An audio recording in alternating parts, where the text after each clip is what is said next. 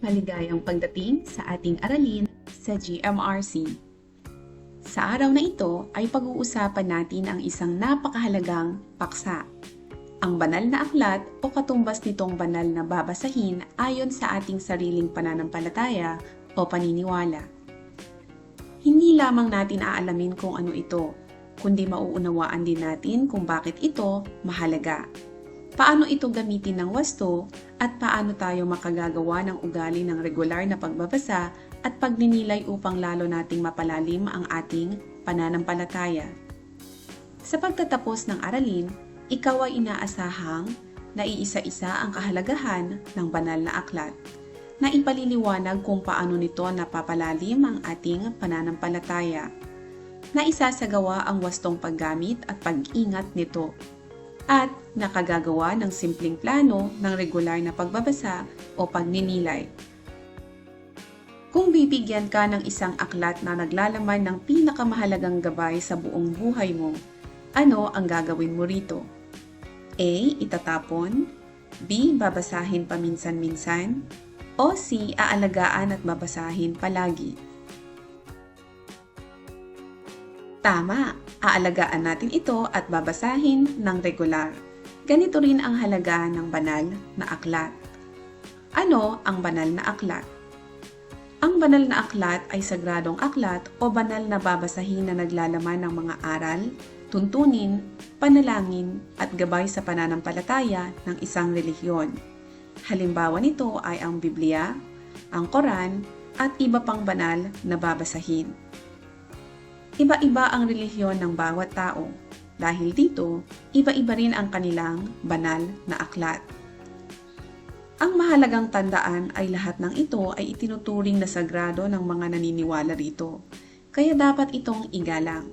Hindi tayo naghahambing kung alin ang mas mabuti. Sa halip, ikinagalang natin ang iba't ibang pananampalataya. Bakit mahalaga ang banal na aklat? Una, ito ay nagiging gabay sa tamang pamumuhay.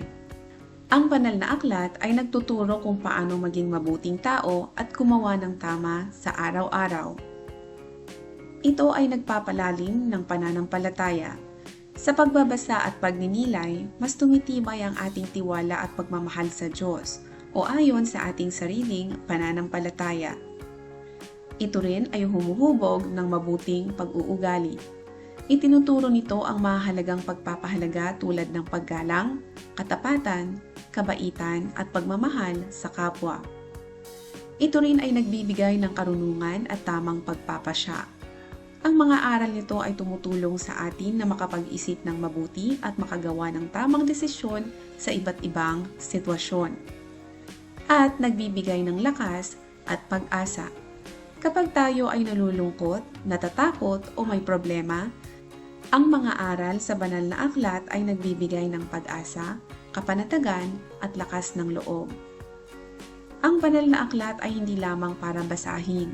Ito ay gabay upang mapalalim ang ating pananampalataya, mahubog ang ating mabuting pagkatao at maisabuhay ang mga aral na nagtuturo ng pagmamahal sa Diyos at sa kapwa ayon sa ating sariling relihiyon o paniniwala.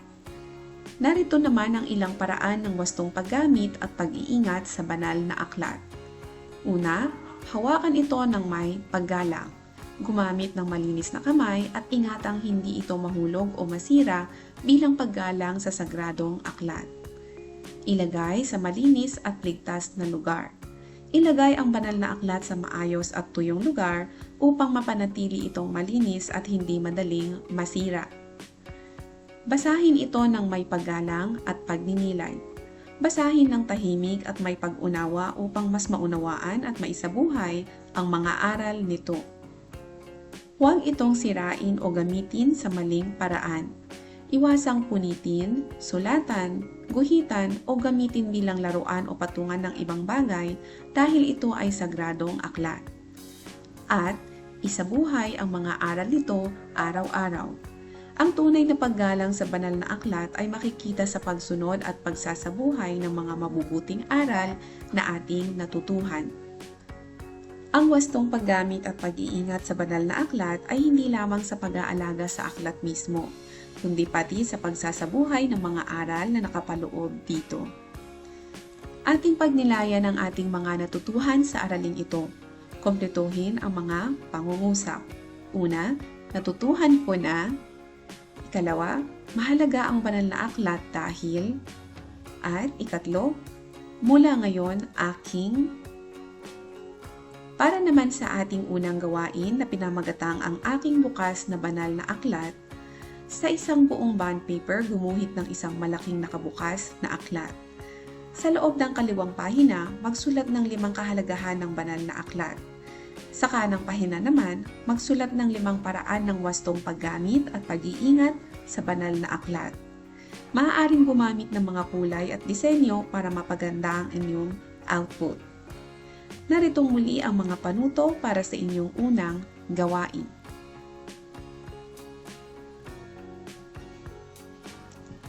Para naman sa inyong ikalawang gawain ngayong linggo, gawin ang aking plano ng pagbabasa. Sa loob ng 5 araw, maglaan ng ilang minuto upang magbasa ng banal na aklat o katumbas nitong banal na babasahin ayon sa inyong pananampalataya. Pagkatapos, isulat ang inyong natutuhan. Hindi mahalaga kung maikli lamang ang iyong nabasa. Mas mahalaga ang iyong pagninilay at pagsasabuhay. Gawin ito sa inyong GMRC notebook. Tandaan natin, ang tunay na layunin ng pagbabasa ng banal na aklat ay hindi lamang upang magkaroon tayo ng kaalaman. Mas mahalaga na maisabuhay natin ang mga mabubuting aral nito sa ating pamilya, paaralan at komunidad. Kung naging mabuti kang anak, kaibigan at mag-aaral dahil sa mga aral na iyong natutuhan, ibig sabihin ay tunay mong nauunawaan ang kahalagahan ng iyong pananampalataya. Maraming salamat sa inyong pakikinig. Hanggang sa muli!